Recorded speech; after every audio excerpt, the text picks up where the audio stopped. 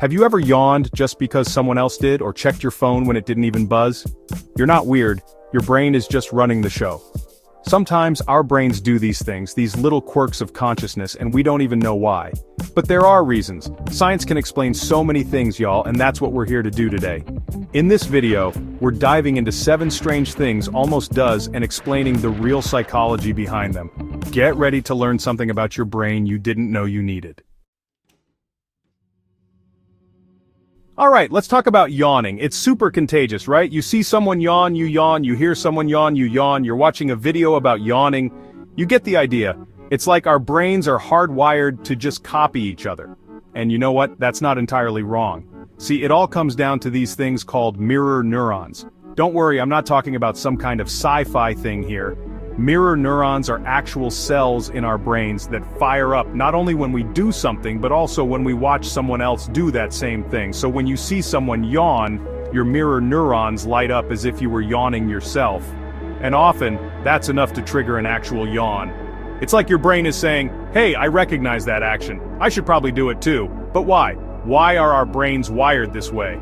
Well, researchers think it has to do with empathy and social bonding. Way back in the day, mirroring behaviors helped our ancestors understand and connect with each other. It was a way of showing, hey, we're in this together.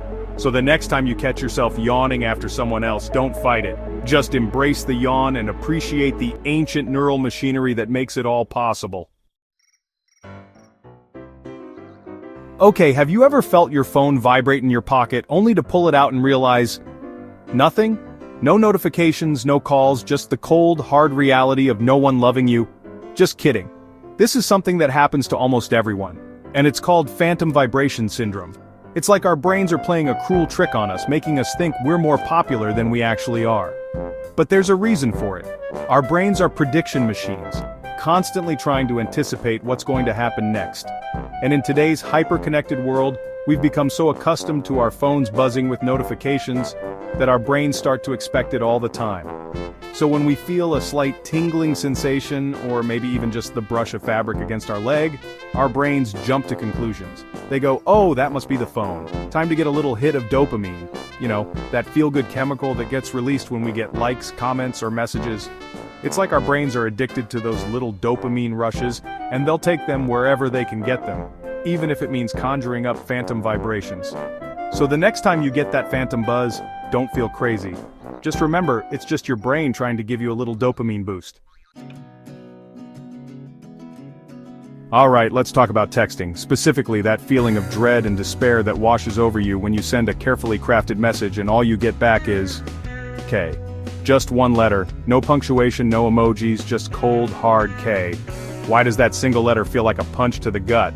Well, it's because our brains are naturally prone to negativity bias. That means we're wired to pay more attention to negative information, threats, or potential rejection. It's an evolutionary leftover from our caveman days when it was more important to focus on avoiding danger than finding happiness. So, when we send a text, we pour our hearts into it, right? We add emojis, exclamation points, maybe even a GIF or two to really convey our emotions. But when we get a one-word response, our brains go into overdrive. They interpret the lack of enthusiasm as a sign of disinterest, annoyance, or even anger. Our brains fill in the blanks and they usually don't paint a pretty picture. But here's the thing, a lot of times it's not that deep. The person on the other end of that text might just be busy, distracted, or, a terrible texter. But our negativity bias makes it really hard to see it that way. So the next time you get a K text, take a deep breath and try not to overthink it. Chapter 4. Procrastinating what you care about. Okay, let's be honest, we've all been there. That thing you really want to do, that project you're passionate about, that dream you've been chasing. And yet you find yourself putting it off day after day, choosing to scroll through social media, watch another episode of your favorite show, or do literally anything else to avoid it. It makes no sense, right? You care about this thing, so why are you sabotaging yourself? Well, it all comes down to fear. Fear of failure, fear of judgment, fear of not being good enough. When we care about something deeply, the stakes feel so much higher. We're afraid of putting in the work only to fall short, so we procrastinate as a way to protect ourselves. It's like we're saying, well, if I never actually try, then I can't really fail, can I? But here's the thing, procrastination is a sneaky form of self-sabotage. It keeps us stuck in our comfort zones, prevents us from reaching our full potential, and robs us of the joy and fulfillment that comes from pursuing our passions. So, the next time you find yourself procrastinating on something you care about, take a deep breath and ask yourself, what am I really afraid of? Once you identify the fear, you can start to challenge it and take action in spite of it. Have you ever noticed how, when you're talking to someone, you might unconsciously start mirroring their body language? If they lean in, you lean in. If they cross their arms, you cross yours. It's like we're social chameleons, blending in with our surroundings. And you know what? It's not a coincidence. It's called the chameleon effect, and it's a fascinating example of our innate desire to connect with others. See, our brains are wired to pick up on social cues, and body language is a huge part of that. When we mirror someone's posture, gestures, or even their tone of voice, it creates a sense of rapport and understanding. It's like we're saying, hey, I get you. I'm on the same wavelength. And the crazy thing is, we're usually completely unaware that we're doing it. It's a subconscious reflex that helps us build trust and establish connections with the people around us. So the next time you're in a conversation, pay attention to your body language and see if you can catch yourself mirroring the other person. It's a subtle but powerful way to strengthen your social bonds. Alright, let's talk about driving, specifically that weird phenomenon where you drive home from work and you can't really remember the journey. You know you were driving, you know you got home safely, but the actual act of driving is a complete blur. It's like your brain went on autopilot while your body just went through the motions. Well, it turns out there's a name for that: highway hypnosis. It happens when we're engaged in a repetitive activity like driving a familiar route and our brains kind of zone out. See, our brains are constantly bombarded with information, and sometimes they need a break. So, when we're doing something that doesn't require a lot of conscious thought, our brains switch into this low-power mode. We're still aware of our surroundings, but we're not really processing them in the same way. It's like our conscious mind takes a back seat, while our subconscious mind takes the wheel.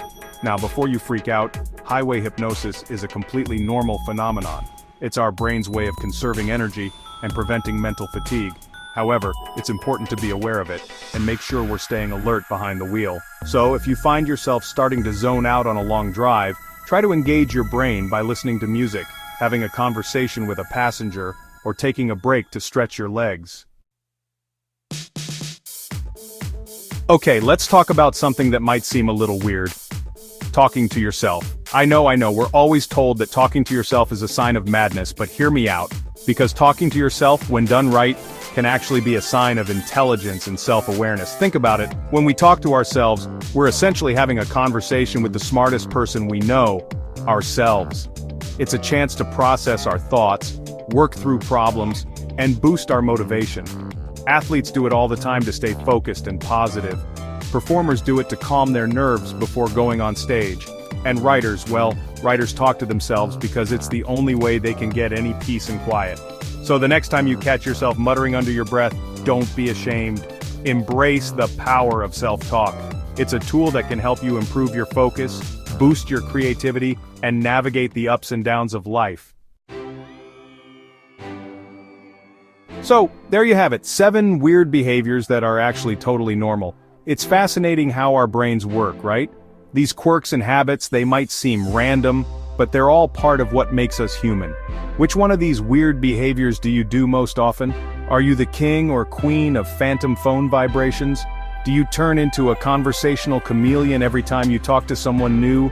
Drop it in the comments below and let's see how many of us are secretly the same. And hey, while you're at it, don't forget to like this video, subscribe to the channel, and hit that notification bell so you don't miss out on more brain-based fun facts.